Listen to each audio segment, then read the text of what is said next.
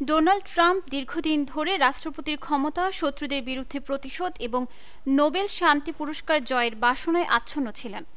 বর্তমানে তার প্রশাসন সক্রিয়ভাবে তাকে এই পুরস্কার অর্জনে উৎসাহিত করছে।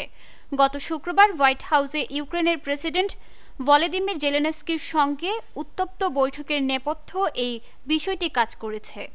নোবেল পুরস্কার নিয়ে আলোচনা ক্রমে প্রশাসনের শীর্ষ পর্যায়ে গুরুত্ব পাচ্ছে, বিশেষ করে যখন ট্রাম্প ইউক্রেন ও গাজার সংঘাত বন্ধের চেষ্টা করছেন।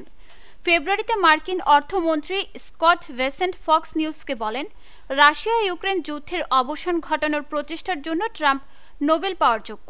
তিনি বলেন, যদি এটি ন্যায্যভাবে দেওয়া হতো তবে আমি মনে করি 1 বছরের মধ্যেই তিনি এটি পেতেন। সম্প্রতি নিউ ইয়র্কের রিপাবলিক সদস্য Elise Stefanik conservative political action কনফারেন্সে ট্রাম্পের জন্য নোবেল পুরস্কার দাবি করেন। স্বরাষ্ট্রমন্ত্রী ডগ বার্গাম ও জাতীয় নিরাপত্তা উপদেষ্টা মাইক ওয়াল্টজও একই সুরে কথা বলেছেন। ওয়াল্টজ বলেন, শেষ পর্যন্ত আমরা দেখব নোবেল পুরস্কার ডোনাল্ড জে ট্রাম্পের নামের পাশে বসানো হয়েছে। তবে বাস্তবতা হলো ট্রাম্পের নোবেল জেতার সম্ভাবনা অনেকটাই নির্ভর করছে ইউক্রেন যুদ্ধ বন্ধে তার ভূমিকার উপর।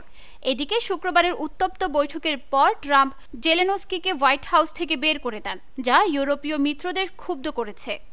ট্রাম্প বহুদিন ধরে নোবেল পুরস্কারের জন্য আগ্রহী, তবে সাম্প্রতিক ঘটনাগুলো তার এই প্রচেষ্টাকে মারাত্মকভাবে বাধাগ্রস্ত করতে পারে। শুক্রবারের বৈঠকের আগেই তিনি সন্দেহ প্রকাশ করেছিলেন যে নরওয়ের পার্লামেন্ট নিযুক্ত কমিটি তাকে এই পুরস্কার দেবে কিনা। এর আগেও তিনি নোবেল কমিটির সমালোচনা করেছেন, বিশেষ করে 2009 সালে যখন মাত্র কয়েক মাসের মধ্যে তৎকালীন প্রেসিডেন্ট বারাক ওবামাকে পরমাণু নিরস্ত্রীকরণ প্রচেষ্টা ও মুসলিম বিশ্বের সঙ্গে সম্পর্ক উন্নয়নের জন্য নোবেল দেওয়া হয়।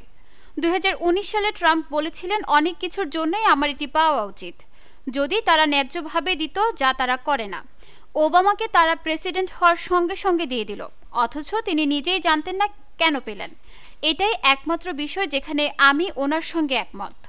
নরওয়ের রাজনীতিবিদ ক্রিস্টিয়ান টাইবিং গ্রেডে ও সুইডেনের রাজনৈতিক নেতা ম্যাগনাস জেকবসনও তাকে মনোনীত করেছিলেন, কিন্তু শেষ পর্যন্ত তিনি পুরস্কার পাননি। সম্প্রতি রিপাবলিকান সদস্য ক্লোডিয়া টেনি তাকে ইসরায়েল, সংযুক্ত আরব আমিরাত, বাহরাইন ও মরক্কোর মধ্যে স্বাক্ষরিত আব্রাহাম চুক্তির জন্য নোবেল শান্তি পুরস্কারে মনোনীত করেছেন। তবে এবারও তার ভাগ্যে শূন্যতা জুটেছে। নিউজ ডেস্ক, দৈনিক পূর্বকোণ।